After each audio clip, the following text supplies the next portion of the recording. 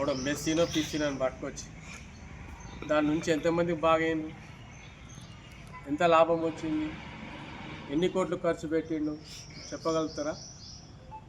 చెప్పలేరు కదా. కానీ ఇదే మా కేసీఆర్ సారు ఈ రేసింగ్స్ అని పెట్టించిండు. అంటే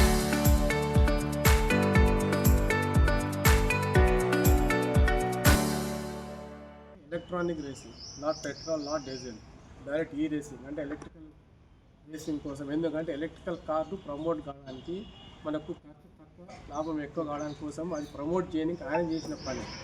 అది ఆయన చేసింది 50 కోట్లు ఎంత అయింది అంతే ఖర్చు. దానికి ఎంత దుమ్మెత్తి పోసిందండి. అదే మళ్ళీ మన రాష్ట్ర మంత్రివర్యులు ముఖ్యమంత్రి గారు బట్టి విక్రమార్క గారు ఎంత ఘోరం అంటే, వాళ్ళు సమ్మిట్ పెట్టింది కదా, మొత్తం దేశమంతా సమ్మిట్. దాంట్లో ఏం మోటార్ లెక్కి తిరిగింది సార్ వాళ్ళు? ఏ కార్ లెక్కి తిరిగిండ్రు? అంటే ఈ కార్లే కదా, ఈవీ కార్లనే కదా, కరెంట్ కార్లే లెక్కి తిరిగి, మళ్ళీ ఎందుకు డీజిల్ కార్ లెక్కి తిరగాలి? మళ్ళీ కేసీఆర్ గారు ఏదైతే ఫ్యూచర్లో ఇది నడవాలనుకున్నారో అదే కార్ ఎక్కి తిరిగిండ్రు కదా. ఆ ఉద్దేశంతో కదా ఈ రేసింగ్ తెచ్చిపెట్టింది. ఇంతగానం తెలివి లేకుండా పనిచేస్తే ఎట్లా? తెలివితో పనిచేసింది శభాష్ అని మెచ్చుకోవడానికి మీ నోట రాదు, చేత కాదు. 24 గంటలు తిట్టకం తప్పిస్తే ఏమి లేదు. మళ్ళీ ఏమంటాడు, ఫస్ట్లో ఏమంటున్నాడు మా ఇతని,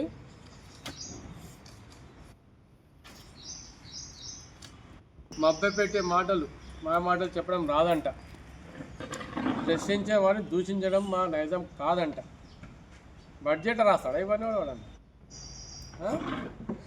బాధ్యతతో ఎవరిని ప్రశ్నించినా బాధ్యతను వాడిని సమాధానం చెప్తామండి. ఎక్కడ చెప్పారండి అని మూసుకొని పోతారు కదా. అడిగిన దానికి ఒక్కడం చక్కగా చెప్తారా జవాబు? చేత కాదు. ఎందుకంటే వాళ్ళు సబ్జెక్ట్ లేదు, సబ్జెక్ట్ మెటీరియల్ లేదు, ఏది లేదు వాళ్ళతోనే. వాస్తవంగా చెప్తా. ప్రతిపక్షంలో కూడా చూసేది కదా, జీరో అయిపోయేటోళ్ళు వాళ్ళు ఏం మాట్లాడలేక. ఈరోజు ఏదో మీ అదృష్టం కొద్ది ప్రజలు మీకు అధికారం ఇచ్చిండు, అధికారం తెచ్చుకున్నారు. ప్రజల నమ్మకాన్ని ఒమ్ము చేయకుండా మంచిగా చేస్తారని మేమనుకుంటే, పొద్దున్న లేస్తే సాయంత్రం దాకా తిట్ల పురాణమే రేవంత్ రెడ్డి గారు. ఇక మన డిప్యూటీ సీఎం గారిలో అయితే మొత్తం కమిషన్ల పని. ఒక బిల్లు కోసం పోతే 15%, 14%, బిల్లులో 10% వసూలు చేసుకోవడం. ఇదే తతంగం కదా. ఏమైనా వాళ్ళే అభివృద్ధి చెందారు పార్టీలో, పార్టీ పరంగా పార్టీని అభివృద్ధి చెందింది కానీ ప్రజలు అభివృద్ధి చెందాలి సార్. ఇక్కడ తెలంగాణ రాష్ట్రం కాంగ్రెస్ ప్రభుత్వం వచ్చినాక ఏ ఒక్క స్కీమ్ కొత్తది రాలేదు, ఏ ఒక్క కొత్త ప్రాజెక్ట్ రాలేదు. ఉన్నదాంట్లోనే గెలుపుకుంటున్నారు, ఉన్నదాంట్లోనే పెట్టాలని చూస్తున్నారు. సొంత తెలివి లేదు, సొంత బుర్ర లేదు, ఏదైనా చేసుకుందామనే తెలివి జ్ఞానం లేదు. సొంతంగా మాత్రం చేసుకునే చాలా ఉన్నాయి తెలివి జ్ఞానాలు, సొంతంగా మాత్రం బాగా చేసుకుంటున్నారు. సంతోషం కాండి, ఎందుకంటే మీరు కూడా ఎండిపోయారు. ఇప్పుడు మళ్ళీ పచ్చగా నీళ్ళు పోసుకుంటారు, గెలుస్తున్నారు, మంచిగా అవుతున్నారు. కానీ ఎక్కువ కూడా అయితే మంచిది కాదు తమ్మి, ఎక్కువ మంచిగా అయితే కూడా మంచిది కాదు, నష్టమే.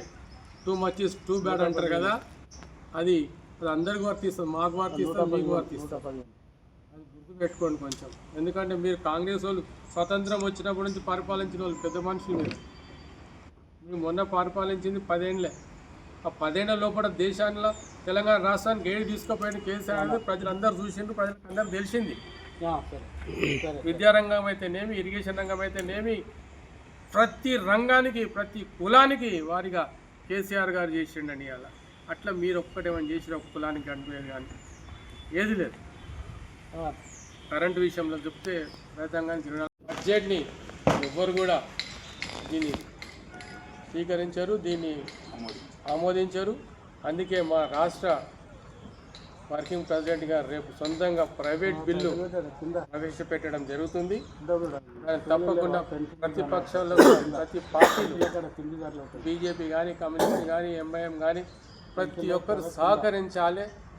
ఆ ప్రైవేట్ బిల్లును ఆమోదించుకుంటే వీరు ఇచ్చిన 6 గ్యారెంటీలు ఏమవుతున్నాయో చట్టబద్ధంగా చేసుకునే అవకాశం ఉంటుంది మనకు. రేపటి నాడు ఏ ప్రభుత్వం వచ్చినా, ఏ ప్రభుత్వం పైన తప్పకుండా ఎవరి అకౌంట్లలో వాళ్ళకు పైసలు పడతాయి. ఇది చేసుకుంటేనే మనకు మంచిది. ఇది ఈ మార్గం చూపించింది ఎవరో కాదు, మనకు మన రేవంత్ రెడ్డి గారు చూపించారు. ఎట్లా చూపించారు అది కూడా చెప్తాం మీకు. మనకు వెహికల్లో పోటీ పోలీసులు వెనక్కి వెళ్ళి కొడతా ఉంటారు ఫోటోలు. తప్పు చేసినా, పేరు తప్పు రాసినా, నంబర్ బాగాలేకున్నా, రాంగ్ పార్కింగ్ చేసిన, కానీ ఆ ఫైన్ ఎక్కడ పోతుంది, మన అకౌంట్లోకి వెళ్ళి డ్రా చేస్తారంట పైసలు మనకు చెప్పకుండా.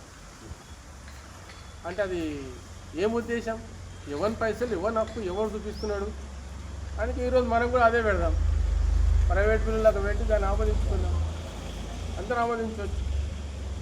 ఎందుకంటే ఇది ప్రజల కోసం చేస్తున్న మేలు కదా, మీరిచ్చిన హామీలు సగం దాంటున్నాయి కదా, దాన్ని ఆమోదించుకుంటే రేపు అన్నాడు వచ్చే ప్రభుత్వాలు కూడా మంచిగా ఇంకా మెరుగు చేసే అవకాశాలు ఉంటాయి. కాబట్టి దయచేసి దానికి అందరూ సహకరించాలని పత్రికేయులకు కానీ, ప్రజలకు కానీ, మహిళలకు కానీ, ఉద్యోగస్తులకు కానీ, విద్యార్థులకు కానీ ప్రతి ఒక్కరిని కోరుకోవడం జరుగుతుంది. దయచేసి అందరూ సహకరించాలని మీ అందరితో కోరుతూ